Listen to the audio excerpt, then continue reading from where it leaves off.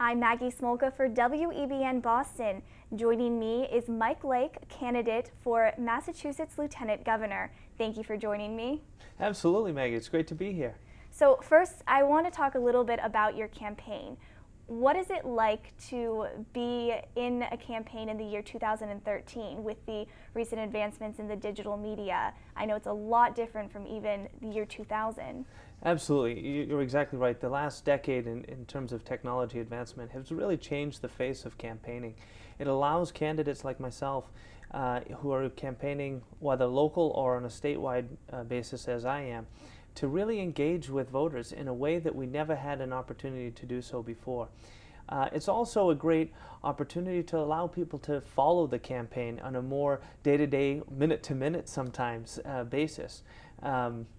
You know, just taking Facebook, for instance, people can follow along, seeing the photos, and that's more on a day-to-day basis. Twitter is almost moment by moment. So it's a great way to not only talk about the message, and in my case, my vision for Massachusetts and the Lieutenant Governor's office, but to also talk about the experiences being out on the campaign trail, people we're meeting, sharing their stories, and also just letting voters know that we're working hard. So how is your current campaign coming along? You know, things have been amazing. I'm really proud to say that with still about a year left to go, we already have more than half of Massachusetts being organized with volunteer coordinators. Now, to put that into perspective, you know, Governor Dukakis for more than 20 years has been telling people just how important it is to organize at the grassroots level, right down to the precinct captain level. And we have seen in recent elections, whether it would be Deval Patrick's original election, his re-election, certainly with Senator Warren's election against Scott Brown, and now most recently with Ed Markey, we have proven that for Democrats to win statewide, that a ground game, a grassroots organization, is not just a luxury, it is a necessity. So to be this far advanced in the campaign at this early stage is something I'm really proud of. What is your vision for a candidate of a Lieutenant Governor for Massachusetts? It's a great question. I think the Lieutenant Governor's office is one of the great opportunities in state government to adjust our public officials' focus based on the times. You see, the Lieutenant Governor's office has a very loose job description, we'll say.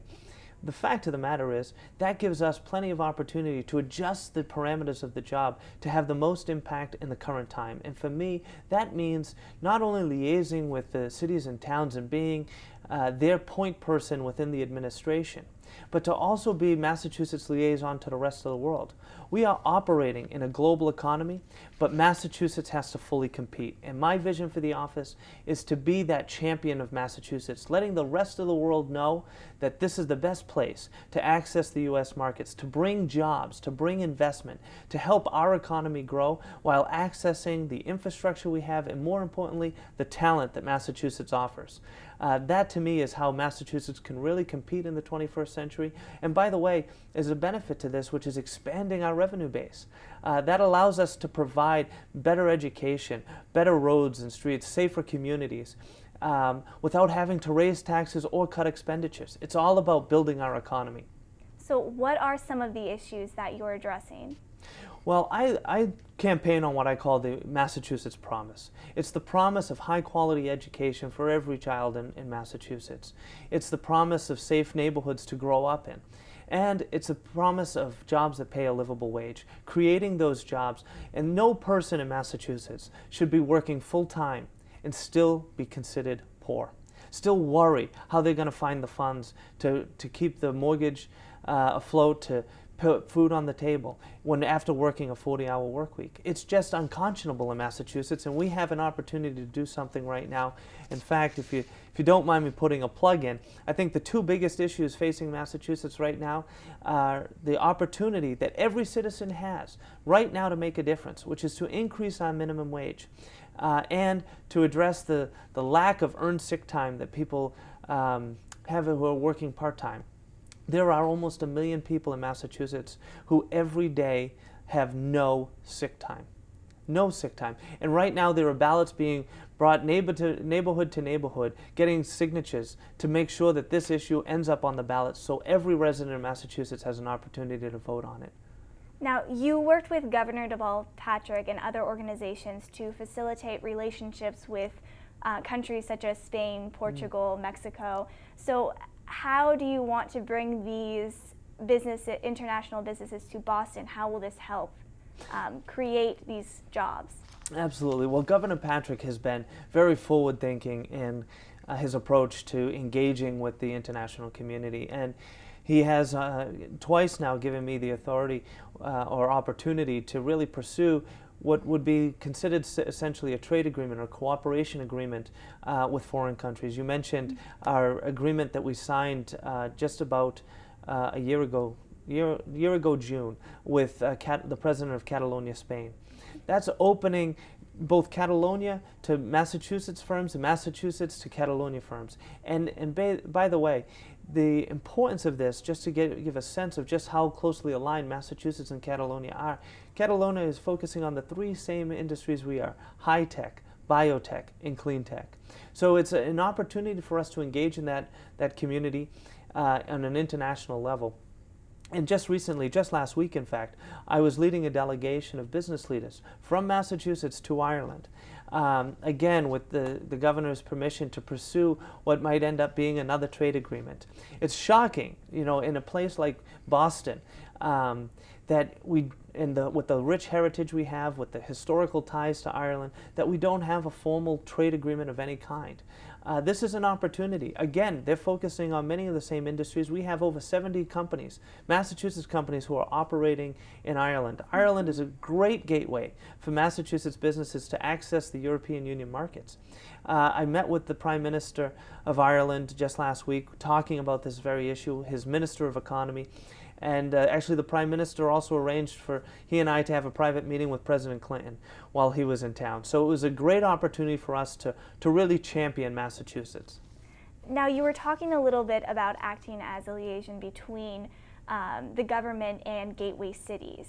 Can you kind of talk a little bit more about how you're planning to do that? Sure. Well, right now I'm the CEO and president of an organization called Leading Cities. What I do is I build partnerships with cities around the world.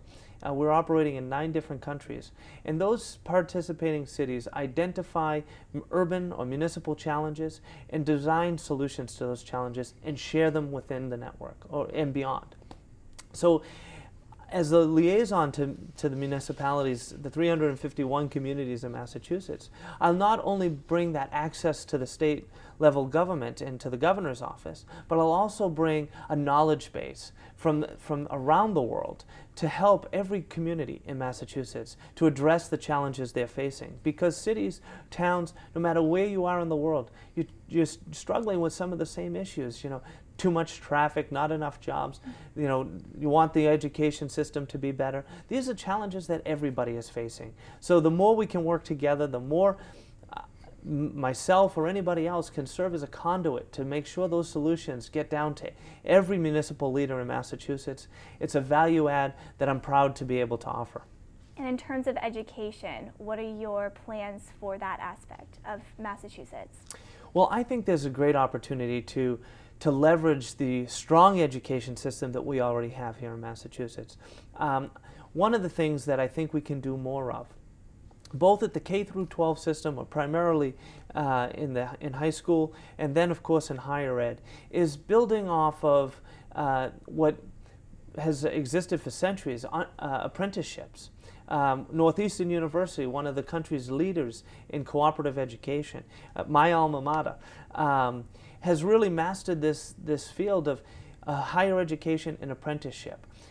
To me, that's an opportunity to not only is an opportunity for us to engage students in the craft or the work that they want to do full time, and, you know, to pursue it as their career, to get them on a hands-on basis. And what's most important about that is it's an opportunity for them to not only build a resume, but to build a professional network that they can then leverage when they graduate for employment here in Massachusetts. One of our biggest challenges is retaining the talent we create in Massachusetts. Our talent, our young people, our people who are pursuing a cure to cancer or designing new technologies, that talent base is our greatest natural resource in the Commonwealth.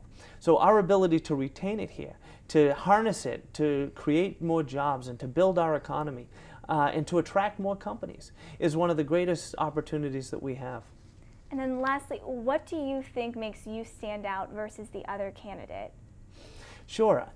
I think my experience, both in the private sector, public sector, nonprofit sector, is certainly one of the reasons. I mean, I run an international organization that's focused on government issues, challenges, and not just looking at them, but resolving them and working with our counterparts all over the world. So I know what it means to collaborate. I know what it means to be a problem solver. I know what it means to think big and act local. You know, it's that global impact on the local level. And that's what I think our next lieutenant governor can really do to make sure that Massachusetts has a rightful place in the global scale and is fully competing in that global arena.